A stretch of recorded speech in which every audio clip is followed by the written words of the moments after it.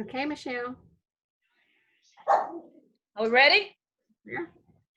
All righty. Hello, everyone. My name is Michelle Fletcher, and I am the academic recruiter for the college. Thank you all for joining us this afternoon. Now, during the month of June, every Wednesday and Friday from 2:30 to 3, we will be highlighting one of CVCC's technical programs. Today, we're highlighting the respiratory program. Ms. Wendy Ayers is the program director, and she'll be talking with us in just a few minutes about respiratory. Also on the panel, we have Anna Grace Enoch representing admissions, Nathan Hobbecker, I hope I got that right, Nate, representing financial aid, and Ashley Pearson will be representing counseling. Now, each of them will have a few minutes a little bit later to talk with you about the role they will play in helping you to get started at CVCC. So we're going to go ahead and jump right into it. Kimberly French is now going to come and lay out the rules of engagement for this afternoon. And after that, the next voice you'll hear will be Miss Wendy Ayers. Hello, I'm Kimberly French, first year programs coordinator at CVCC, and I'm glad you're here with us today. If you would just take a look at the bottom of your screen, you'll see a chat feature. If you click chat, that's where you'll go in and write any questions that you may have in there for us. Also, there's also to the very right a reactions area. If you click the reactions, you can do a thumbs up or you can do a clap if there was something that you heard that you really liked. Feel free to do so. Also, under the participants area, if you want to raise a hand, if you have a question, feel free to raise your hand as well. So now I get the pleasure to introduce you to our program director for respiratory therapy, Wendy Ayers. Hi, everyone. I'm Wendy Ayers. I'm the program director for the respiratory therapy program. A little bit about me. I have been a respiratory therapist for 30 years. I have spent the majority of my career as a critical care therapist. I've worked adults, neonatology, pediatrics, and about 10 years ago, I took over as the program director for this program. One of the reasons I chose to do this is I had already worked as a clinical instructor for the program.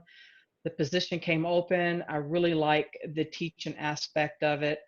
So I applied for the position and was offered it, and I accepted.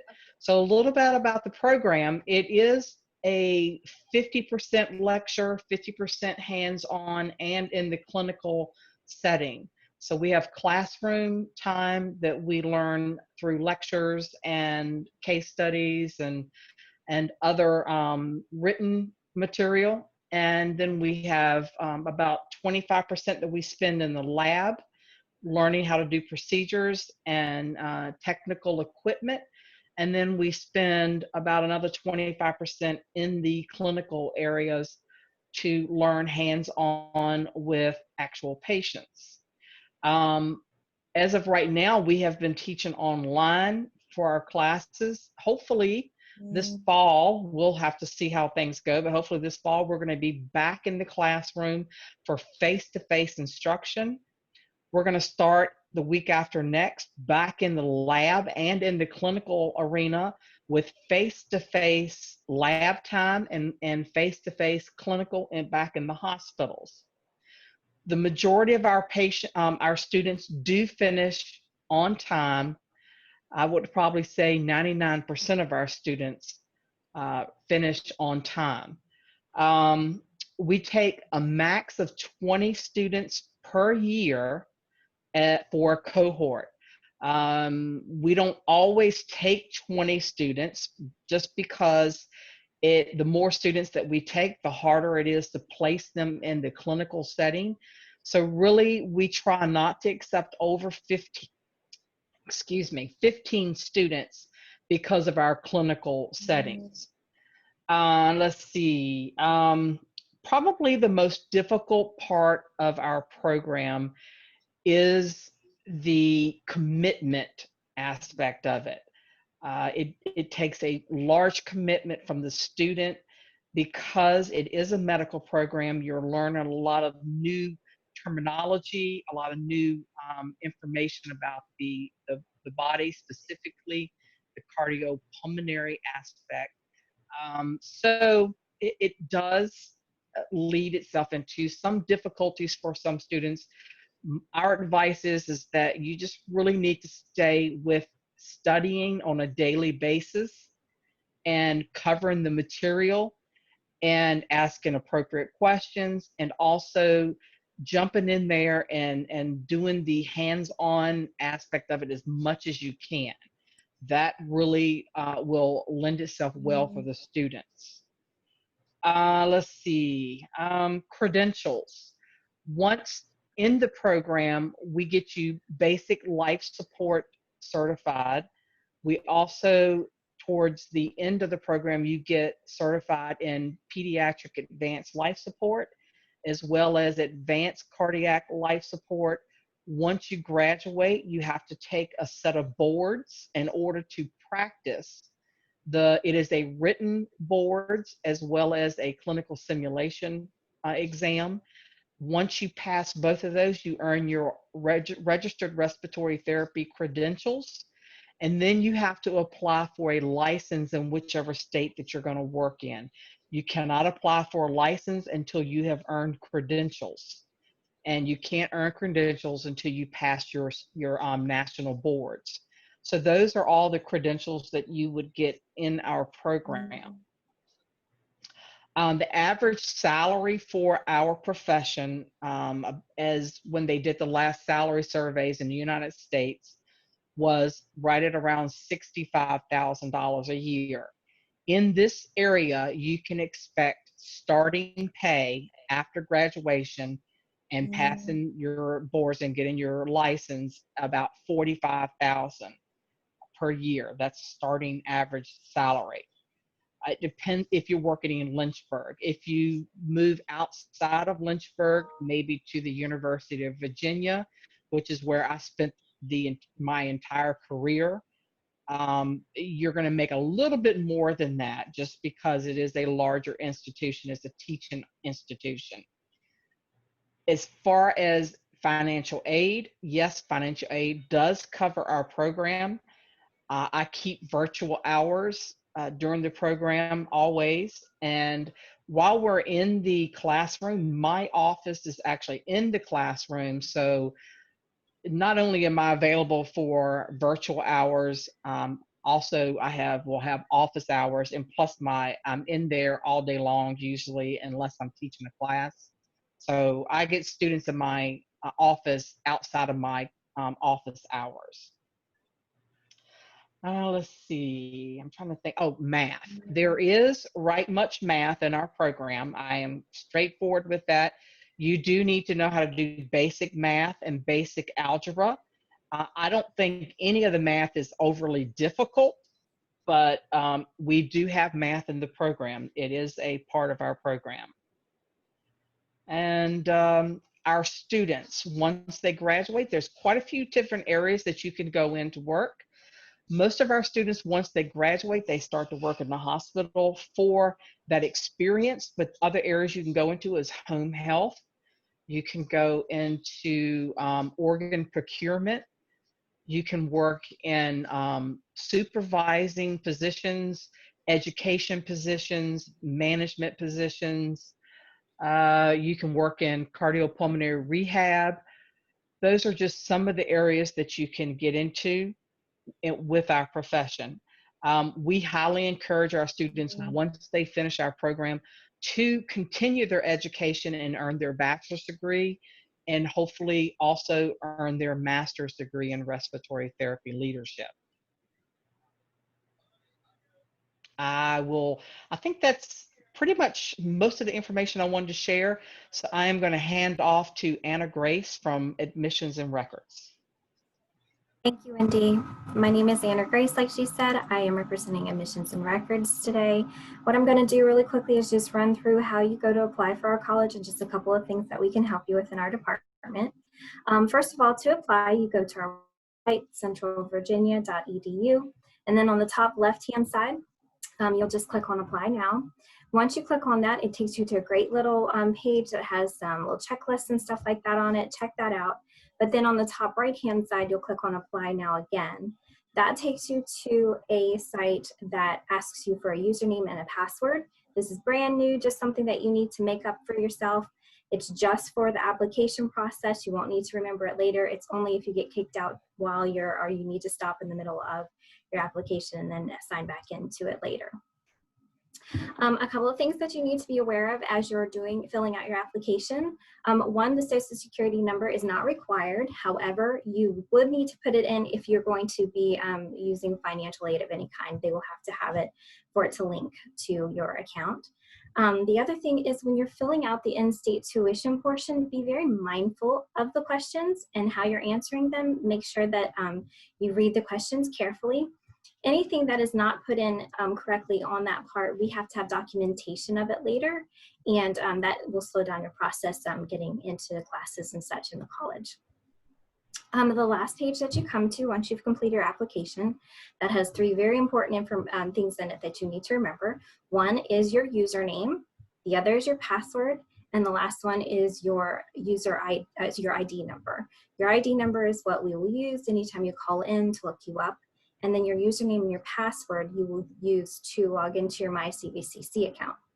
Now your CVCC account is where you will log in to check out your classes, sign up for classes if you want to, and then after you're in your classes, you can also use your email, your student email through that login as well. Also on that very last page, when you have finished your application, it will tell you whether you have been classified as in-state or out-of-state student. If you do not think that you got the correct one, if you believe that you should have been in-state and you were coded out-of-state, please contact us here at the Admissions and Records Department.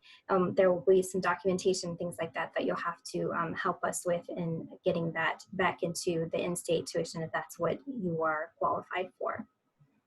A couple of things, we are taking transcripts and all of the different medias that they come. If you are emailing them into us, we are still taking them through email, and we're also taking them through a regular mail as well, paper copies. We're processing them, just even though everybody's virtual, we're still processing them the same way.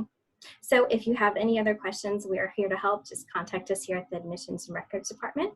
And now I'm going to hand it over to Nathan, who is representing financial aid. Good afternoon, everyone. My name's Nathan. I do represent financial aid, and if you are planning on enrolling for the fall, you will need to complete the 2020-21 FAFSA for financial aid for the fall using your 2018 tax information. You'll want to be sure to add CVCC's school code on the FAFSA so that we receive your FAFSA once it's completed. If you're under 24, you will most likely need a parent to complete the parent portion of the FAFSA for you as well, since you would be considered a dependent student. If possible, you will want to use the IRS data retrieval tool that transfers your tax information directly from the IRS website onto the FAFSA so that you don't have to look for your tax forms that you completed 2 years ago. Once you've completed the FAFSA and it's processed, if we need more documents, we will contact you through your message center on your SIS account. So you want to check that regularly to see if there's anything that you need to submit to us to complete your financial aid. And if there are documents there that you need to send to us, we ask that you get them in a timely manner so that we can complete your financial aid and get you all set up for the fall. If you have any questions, you can email us at financialaid, all one word, at Central Virginia, all one word, all lowercase, .edu. So that's financialaid at centralvirginia.edu. Thanks, and I'm going to hand it over to Ashley in our counseling department now. Thanks, Nathan. My name is Ashley Pearson, and I am an academic counselor here at CVCC, and I work with students interested in allied health programs. And I'm going to go over the steps that you'll need to take if you're interested in applying to this program. The respiratory program is selective admissions, which means you have to meet certain prerequisites before you can apply to the program. The prerequisites include both high school and college courses. So the first thing you're going to want to do if you've applied to CVCC is send your high school transcripts to us, and if you've attended any other college or university, you'll want to send those transcripts as well. The high school prerequisites are 3 years of English, 2 years of math, 1 must be algebra, and 1 year of a lab science like biology or chemistry. The college prerequisites are college anatomy and physiology, part 1 and part 2. You must also demonstrate college readiness for English and math, and we can do this in a variety of ways, either through your high school transcript or by taking the Virginia Placement Test. The last requirement to apply to the program is a GPA of at least a 2.5 or higher. Once all these prerequisites are met, you'll want to submit a referral to the program. And the referral is paperwork that you and I complete together, and then we send to Wendy. She in turn will then mail you an application to the program and invite you in for an interview. The program begins every fall semester, and the deadline to submit your referral is April 15th. However, the deadline can be extended, and this year it actually has been extended to July 1st. So if you're interested in applying for this fall, there's still time to do that. Since respiratory is selective admissions, the stronger your academic record, the better. They're looking for students that have a good GPA. 2.5 is the minimum, but your goal is to aim to be higher than that. In addition to good grades, you also want to do as much research as you can into the field. For example, you could watch videos, you could do online research, and we also recommend doing some volunteering or shadowing into the field as well. So if you'd like to apply to the program for fall of 2021, I look forward to meeting with you. You can contact me for a Zoom appointment, or we can talk over the phone. So I look forward to speaking to all of you soon. Michelle? All right, thank you, panel, for all that good information. Kimberly, do we have any questions in the chat?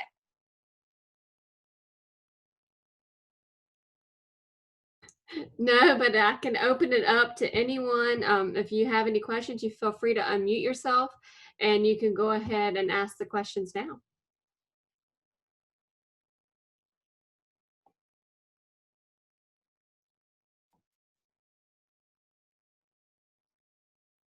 Okay, I'm not having any questions for us. Nothing? All right. Well, okay. Well, again, thank you, panel. On behalf of myself and the listeners, that was a lot of good information. Just a few reminders, and then we'll go ahead and close it off. From now until the end of September, every Tuesday from 5:30 to 6:30 p.m., we host what amounts to a virtual open house.